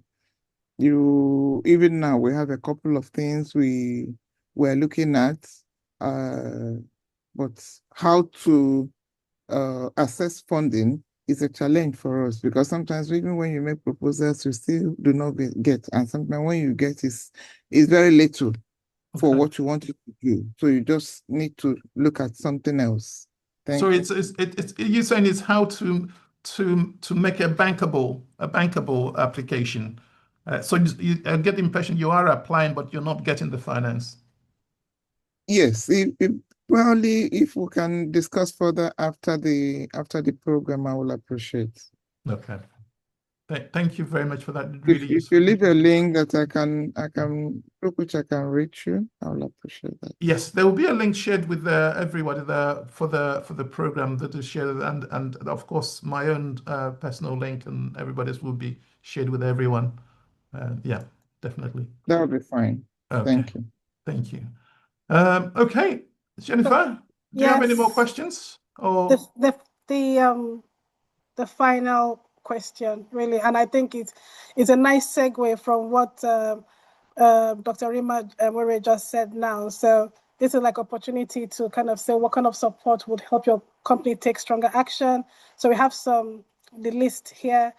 This also links to the previous question about where companies are finding their biggest challenges. So this would also help us to tailor the sort of support and capacity building actions that we would take. So the question is, what kind of support would help your company take stronger action on air pollution and in greenhouse gas emissions? So please rank your top 3, and then that would also help us. And this is the final question. Okay, thank you, Jennifer. So please hit the button. As I say, this in many ways is related to the last question. Okay. Finance is clearly an important and incentives for clean technology. And the technical guidance, there's a top notch, and we saw that trend before, so it's consistent. See, again, awareness raising and leadership training. Okay, any changes? Yeah, asset submission factors and data, I'm hoping it still goes up, because part of the challenges raised in the previous slide was, insufficient data. So it's interesting to see that, incentives and technical guidance are higher than data, even though data is supposed to be like one of the big issues. I think there may be a question of people lumping data with technical guidance. Guidance, yeah. So that's and if anybody agrees or disagrees with me, please raise your hand up and challenge my presumption.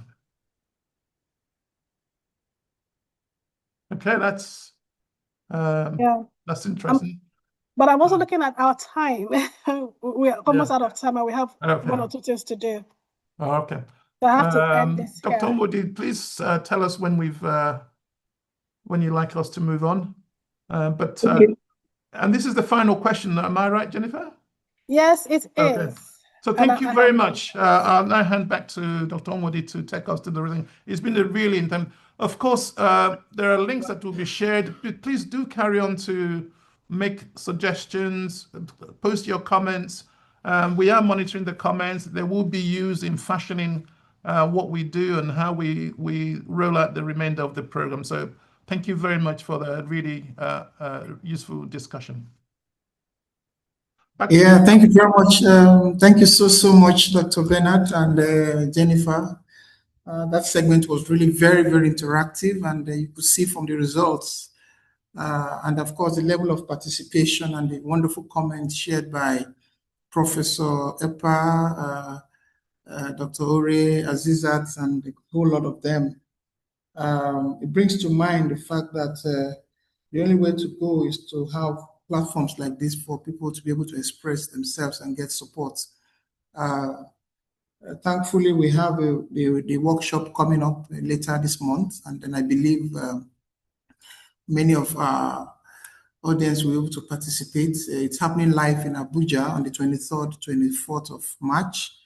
I'll be discussing a whole lot of issues, including access to finance, etc. And then we'll move to Enugu on the 26th and 27th to continue. So please do share your contacts and share the link so that you can register, and then we can take it up. So we'll probably have time to come back to Jennifer again for the third session of the questions if there are. But at this point, I will invite a member of the ESG group consortium. I want to invite her to look at Transport Climate Action Capacity Building Program and to tell us how we're doing and where we're going. So I want to invite Engineer Ruth Dada to please come on and take the floor. Good afternoon, everyone, wherever you're joining us from. We're glad to have you on board, and thank you for your participation thus far. We're glad to know that we have a lot of great minds in the room, and the willingness to participate is another source of encouragement to us. We are grateful. Thank you. So, speaking on the Climate and Clean Air Action Capacity Building Program, we have a series of events that we have done and that we'll be doing, and we'll be glad to have you on board if you have not been with us before. Thank you. Next slide, please. So the UK PACT project on transport climate action aims to close the gap and meet some of the challenges on clean air. In 2026, we'll be hosting several capacity building actions. We provide hands-on training, methods to assess air pollutants and greenhouse gas emissions, support business and government partnerships to better climate governance and access to climate. So we'll be having more of this type of training moving forward. Next slide. So we have done a series of things. We've done the situation analysis report, done the analysis of stakeholders, where we're still welcoming more stakeholders, especially from the private sector. Then assessment of stakeholder priority to determine capacity needs and interest in the progress. And engagement, we had one of our sessions in December, a day workshop in Abuja and another in Enugu. We're able to have some government parastatals join us and then some private sector stakeholders. And then capacity building, which is like this our webinar that we are currently on. And the next one is our workshop, which Dr. Wodi had mentioned. We'll be having a 2-day workshop here in Abuja by the 23rd and 24th of March, happening at Fraser Suites, Abuja. And we'd like for you to register. If we're able to get your details, we'll forward you the link. Or I think the link will be sent in the chat box sometime during the workshop, so you can register. And for our members, some of them are here, it's going to be happening live from the 26th to 27th of March, so you can register. And here is it: if you have, if you're in Abuja and you have a firm, like your branch is in Enugu, please do well to register for both Abuja and Enugu, so that we could have representatives from Enugu join us also on the 26th and 27th of March. And then we have got some partners already, and we're looking at partnering with more firms.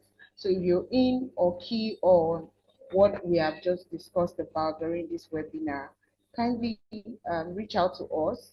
You could reach out to Jennifer or myself. While you're registering, you get your email, the email that sends you the message. You can reach out to that email too. We have National Council on Climate Change on board. We have the Federal Ministry of Environment. We have the Development Bank of Nigeria, the Nigerian Economic Summit Group, Lamata, NATO, Dangote, CILT, FEMA. We have the Office of the Senior Special Advisor to the President on Climate Finance and Stakeholder Engagement also on board, and we have the NITT on board and more. So this is just to mention a few. Next slide.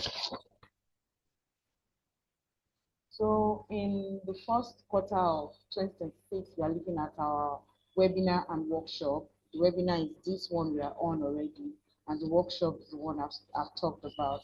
So we're looking at having more webinars in Q2, and then the B2G dialogue will also be coming up in Q2, which is in June.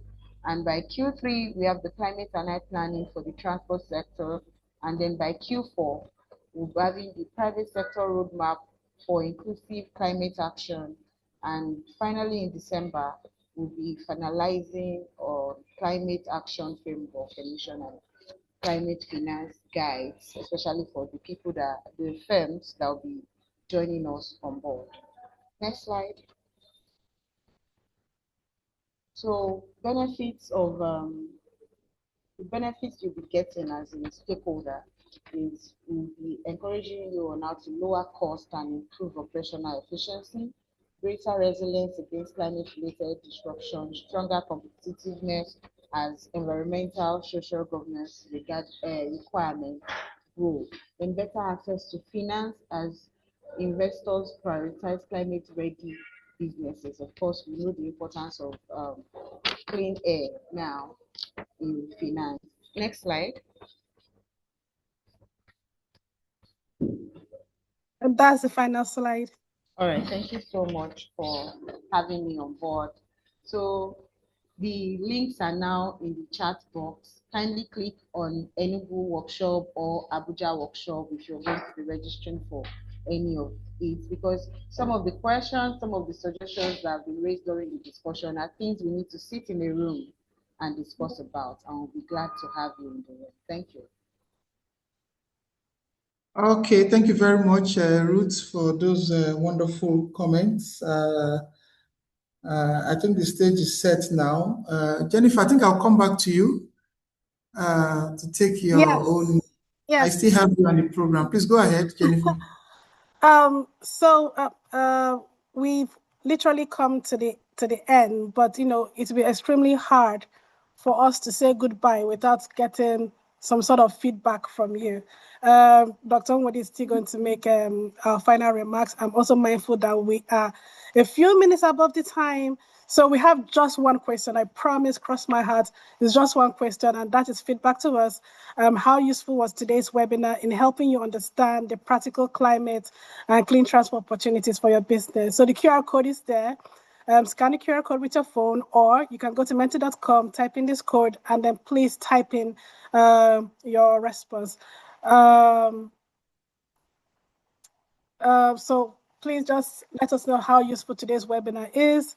And this would help us to, develop further engagements with you and further webinars with you in mind.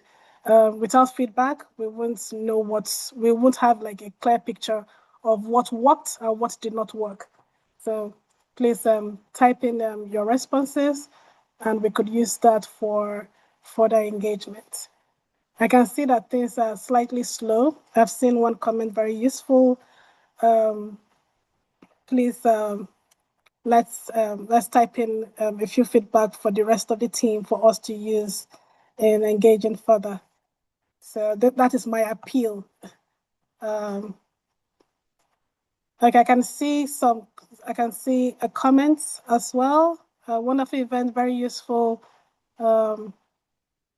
Nwadi, I don't know how long we should give to this. We are not getting as much response I would love to have, but I'm also mindful of the time.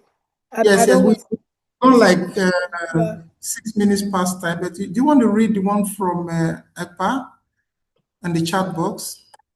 Okay, sorry, so my screen is full, so I have to kind of minimize to go. Okay, let me see what's, okay. Jennifer, there's one question about the password for UK PACT registration. It says it doesn't work, and I've tried it myself, and it's that UK PACT the password doesn't work. Okay. Correct password. Sorry. Okay, that's fine. So what I'm going to do is before Dr. Nwadi is done with his closing remarks, I'll reconfirm the password. But I can't stop my screen right now. Yes, because I really want the feedback. Okay. I really want the feedback. Although I joined late, I found the session engaging. Dr. Ekpa is it's imperative to have key stakeholders informed about the implications, fuel emission on society and the climate in general. Private sector operatives have to be engaged and supported in road transport improvement. Yeah, that's a very good one. From fuel and diesel reliance on climate to climate favorable and clean enabling means of transport. Yeah, we also need to build capacity for data gathering analysis. And I'm hoping that at least for that last part, this project will definitely help us to get there. Okay, so eye-opening. We have some from Swatini here. Okay, hope you learned a lot about Nigeria transport and private sector and transport. We also have people from Uganda. Oh my goodness, that is nice. I can search perhaps on Dr. Rugamba notices in the audience. Dr. Rugamba, any contributions from you? This is a very area from your many years of experience at ADB. Any insights would be useful.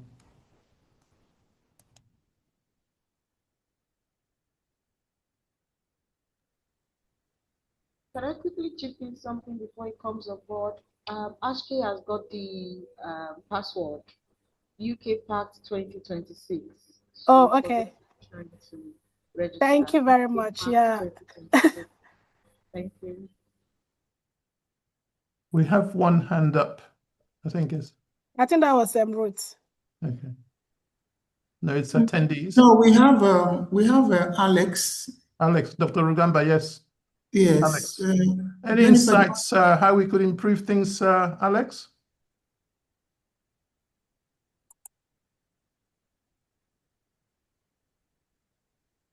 Please unmute Alex. Alex Rugamba. Okay. I'm trying to do that. Okay. Allow. Okay, yeah. Yes. Please, Alex, you have the floor. Thank you very much, Bernard, for picking me out. I was actually listening very attentively. I thought our stakeholders, particularly the private sector in Nigeria, would take priority in interventions. I'm actually currently working on a similar initiative, which is the Green Mobility Facility for Africa, and which is an African Development Bank initiative. And a lot of the outcomes or findings of this webinar are very consistent with what we are seeing also. We are trying to basically promote e-mobility in 6 countries, including Nigeria. And we are trying to push through some models for finance to be blended finance, so not grants and not pure concessional, but a blend. So some of the bigger companies, bus companies, and some of the bigger EV manufacturers or operators, even in Nigeria, would be eligible, including CNG as well. It was very interesting to hear, the contributions, especially around the need for government, support for green mobility. I liked that. I liked the fact that the key constraints have been found. So I'll stop there, Bernard, but happy to follow future events. Thank you. Thank you very much, Alex. I really appreciate that. I think you bring a great deal of insight into your many years at the ADB, and so we'll be getting in touch to see where there are synergies between what we're doing and how we can maybe support each other in the process. Thank you so much. Great. Thank you.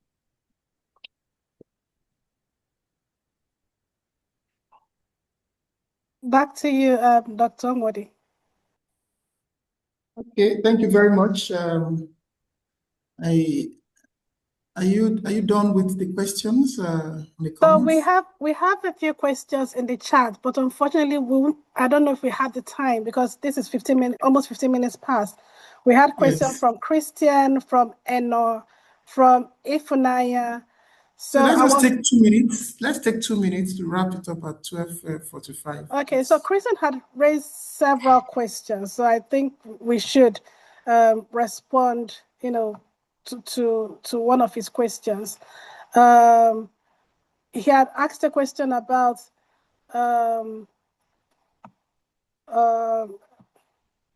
he had a question in the chat. Sorry, I'm trying to find his very first question. He had asked something about how can the issue of poor policy implementation regarding global climate-related actions since the 1990s be tackled.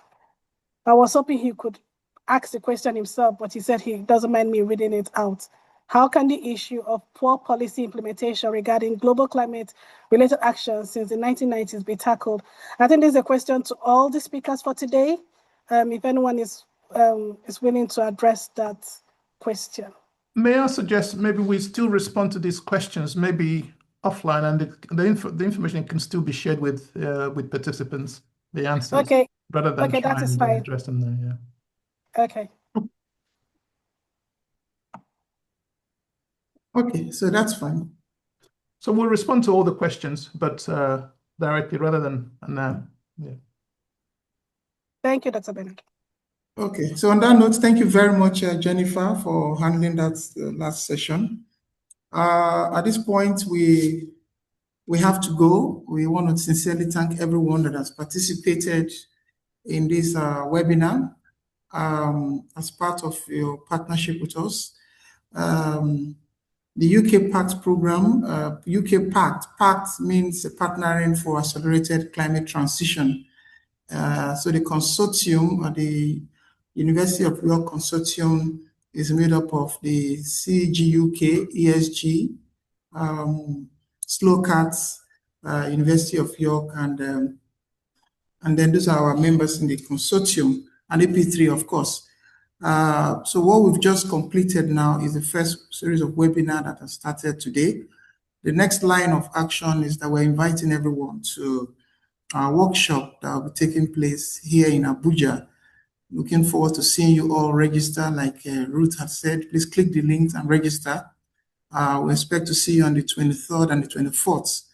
And then for those of our partners in Enugu in the Southeast, we'll also be meeting with you from the 26th and the 27th, where we're going to be discussing about issues on climate change and, of course, particularly in terms of climate finance.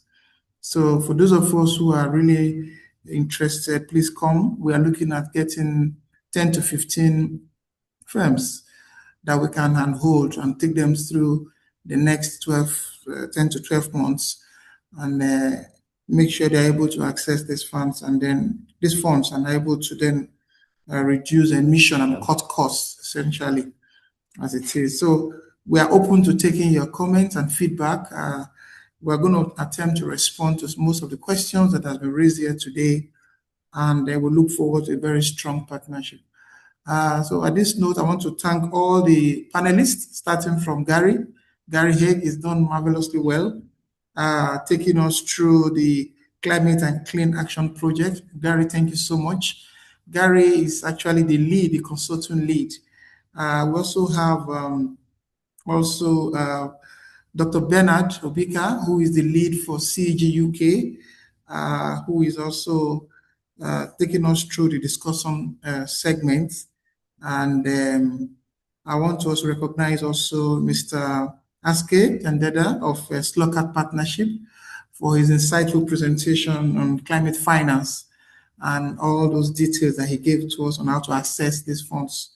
I will not also forget to mention our key partner, Mr. Olumide Onitekun, who has taken us through climate and air pollution in Nigeria. So Olumide, we're indeed very, very grateful for your presentation.